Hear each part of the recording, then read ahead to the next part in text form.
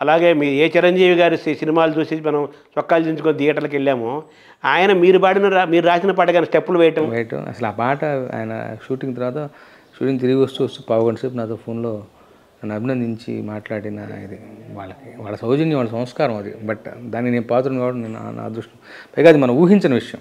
అదే అండి. ఎందుకంటే నేను ఇప్పుడు వాళ్ళంతా సినిమాలు చేయడం తగ్గించిన తర్వాత నేను వచ్చిన వాడిని. సో ఓవర్లాప్ ఉండే అవకాశం తక్కువ. బట్ అలాంటిది మళ్ళీ చిరంజీవి గారు మళ్ళీ మీకోసం అన్నట్టుగా చేస్తూ ఆ నీరు నీరు అన్న పాట ఒక సాయంత్రం పూట రిలీజ్ అయింది. నాకు అసలు కళ్ళనీళ్ళ పర్యంతమైన అసలు వింటున్న 10 నిమిషాల్లో పాటు అది వైరల్ అయిపోయింది ఆ పాట. ఇప్పుడు రాశాం కదా అని సంతృప్తి పడేలాగా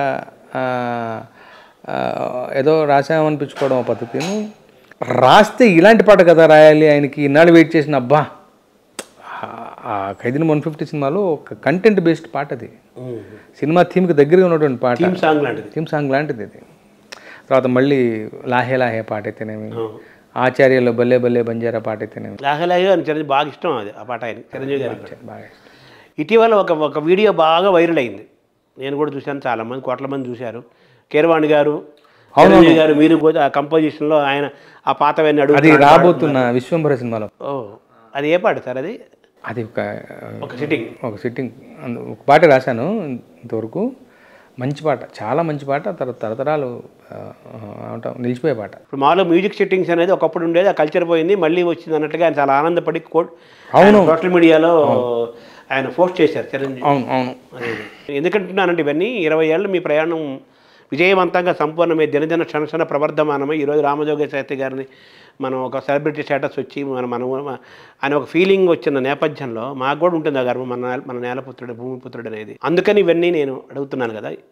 మీ మధురమైన ఘట్టాలుగా భావించాలంటే ఏం చెప్పాలి 20 ఏళ్ల ప్రయాణంలో? ఏం లేదు. ఇప్పుడు ఒకటి అట్లా చెప్పుకోవాలంటే, ఇప్పుడు మీరు ఇందాక మాట్లాడినటువంటి మనం ఆరాధించే బాలసుబ్రహ్మణ్యం గారిని దగ్గర నుంచి చూడటంతో ఆయన పాడటం, దిళరాజాను కంపోజ్ చేయడం, చెప్పడం లాంటితో పాటు అసలు ముఖ్యమైనటువంటి ఘట్టం, నేను కలలో కూడా ఊహించని ఒక ఘటన. అది సీతారామ శాస్త్రి గారితో పరిచయం, ఆయన శిష్యరికం. అసలు నేను ఊహించలే అసలు. అంటే ఆ మాటకు వస్తే పాటలు రాస్తానని నేను అనుకున్నది ఎప్పుడు. ఇవన్నీ ఊహాతీతమే కదా. సో అట్లాంటిది అది గొప్పదైనటువంటి ఘట్టం. ఇంకా చెప్పాలంటే మిగతా ఘట్టాలన్నీ కూడా సజావుగా జరగటం కోసం, మిగతా మనం చెప్పుకున్న మైలురాళ్ళన్నీ కూడా సక్రమంగా మనకి తటస్థించడానికి కన్నా ముఖ్యమైన మూల కారణం ఆయన దగ్గరంటూ నేను శిష్యరికం చేసి ఉండకపోతే ఇవాళ ఈ పరిస్థితులు ఉండేవాడిని కాదు, మిగతావన్నీ సమకూరేవి కాదు. ఈ మాటలు నేను ప్రతి ఇంట్లో చెప్తాను. ఇలాంటి పాట రాయడం కాదు, ఇలా మాట్లాడగలిగేటువంటి ఒక నమ్మకం, ఒక ఆత్మవిశ్వాసం, ఒక ధార, ఇది కూడా నా వల్ల ఉండేది కాదు. సో ఆ మేరకు ఆయన నాలో నమ్మకాన్ని నింపినటువంటి గొప్ప. అంటే మీ ఇంట్లో, మీ దేవాలయంలో, మీ గర్భాలయంలో, మీ ఇంట్లో మీరు పూజించే దేవాలయంలో దేవతలు ఉన్నారు, పితృదేవతలు ఉన్నారు. వాళ్ళతో పాటు సమానంగా సిరివెన్నెల సీతారామ శాస్త్రి గారు కూడా పెట్టుకున్నారంటే మీ గుండెలో సీతారామ శాస్త్రి గారు ఎంత గొప్పగా ఉన్నారని చెప్పడానికి అంతకంటే వేరే ఉదాహరణ అవసరం లేదు. అంతే. సో మల్లాది రామకృష్ణ శాస్త్రి గారి నుంచి రామజోగ శాస్త్రి గారి వరకు సినిమా పాటతో అనుబంధం ఉంది. సినిమా పాట యొక్క గౌరవాన్ని, స్థాయిని పెంచిన మహనీయులు వాళ్ళందరూ. అంటే సినిమా పాటకు కావ్య గౌరవాన్ని తీసుకొచ్చిన వాళ్ళు అంటారు కదా, దేవులపల్లి కృష్ణ శాస్త్రి, వీళ్ళందరూ కూడా. సో ఈ ప్రయాణంలో ఆ జాబితాలో సినిమా పాటల రచయితలు అనే జాబితాలో మల్లాది రామకృష్ణ శాస్త్రి గారు, సిరివెన్నెల సీతారామ శాస్త్రి గారి దగ్గర నుంచి ఇప్పుడు రామజోగ శాస్త్రి గారి వరకు సినిమా అదే సామ్రాజ్యంలో వాళ్ళ స్థాయిలు, కాలాలు వేరు కావచ్చు, ప్రయాణం చేసుకుంటున్నారు కదా. ఈ ప్రయాణంలో సీతారామ శాస్త్రి గారిది మీది విడదీయలేని బంధం. మీరే చెప్పుకున్నట్లుగా సీతారామ శాస్త్రి గారికి అసలు మీరు ఆయన ప్రాంతం వేరు, మీ ప్రాంతం వేరు, మీ ఇద్దరు పరిచయం ఎలా ఏర్పడింది? చెప్తా. ముందు ఏంటంటే అసలు ఆ జాబితాలో ఈ పేరు కూడా అక్కడ ఏమంటాం చోటు చేసుకోవడం అనేది నా పూర్వజన్మ సుకృతం. వాళ్ళ స్థాయి వేరే, వాళ్ళ వ్యవహారం వేరే. నేను ఇంతవరకు రాగలిగాను, నావి కూడా 1500 పాటలు ఉన్నాయి అన్నది సంతృప్తి. ఏమంటాం వేరే ఏ రకమైనటువంటి ఏమంటాం దానికి కొటేషన్స్ లేని ఒక మ్యాటర్ ఆఫ్ ఫ్యాక్ట్ సంతృప్తి. బట్ ఇంకా చాలా ఉంది, నేను చేయవలసింది చాలా ఉంది, ఇంకా చాలా ఎక్స్ప్లోర్ చేయవలసింది ఉంది. నేను ఏమంటాం పదును పెట్టుకుని నేను సాధించవలసిన విషయాలు చాలా ఉన్నాయి. ఇప్పటివరకు ఉన్నది మనం టిప్ ఆఫ్ ది ఐస్బర్గ్ అంటాం కదా, నేను అలా భావిస్తాను. ఎందుకంటే ఆ మేరకు ఒక కొరత వెలితి ఉందంటేనే మనం అది పురోగామి తత్వంలో మనం ముందుకు వెళ్ళి పనిచేయగలుగుతాం. సో బలంగా ఆ మాటను విశ్వసిస్తూ ఆ సంతృప్తికి నమస్కరించుకుంటాను, దాన్ని స్ఫూర్తి చేసుకుని ముందు ప్రయాణం చేస్తాను. ఇకపోతే సీతారామ శాస్త్రి గారితో పరిచయం తటస్థించుకుంటే చెప్పాను కదా, రవిచంద్ర గారికి సినిమా మళ్ళీ అన్ని ఇంట్లో చెప్పిన మాట క్లుప్తంగా ముగిస్తాను. రవిచంద్ర గారు రాసిన ఒక సినిమా పాట డబ్బింగ్ పాటల విషయంలో నేను రాశాను ఆల్రెడీ, అవి కృష్ణవంశారికి చూపిస్తే నచ్చలేదు. ఆయన ఏమిటంటే సీతారామ శాస్త్రి గారు రాయించుకుందాం, ఇప్పుడు నేను ఉద్యోగరీత్యా ఇక్కడికి వచ్చాను కదా అంటే, అట్లా ఆ డబ్బింగ్ పాటలు రాయించుకునే కన్నడం తెలిసిన తెలుగు వాళ్ళలాగా కృష్ణవంశీ గారితో పాటు నేను వెళ్ళి ఆయన అడిగాను, ఆయన ఒప్పుకున్నారు. ఆ తర్వాత కొన్నాళ్ళకి శిష్యరికం అనేది తటస్థించింది. సీతారామ శాస్త్రి గారిని ఆయన హృదయానికి మీరు అంత దగ్గర ఎలా అయ్యారు అంత తక్కువ కాలంలో? నాకు తెలియదు సార్, నా సుకృతం అది. నాకు తెలియదు అంటే బేసికల్గా ఇందులో నా గొప్పతనం లేదు, వాళ్ళ యొక్క దృష్టి అంతరంగాల్ని అవలేలుగా పసిగట్టగలుగుతుంది, ఎవడు ఎలాంటి వాడిని బీరీజ్ వేయగలుగుతుంది.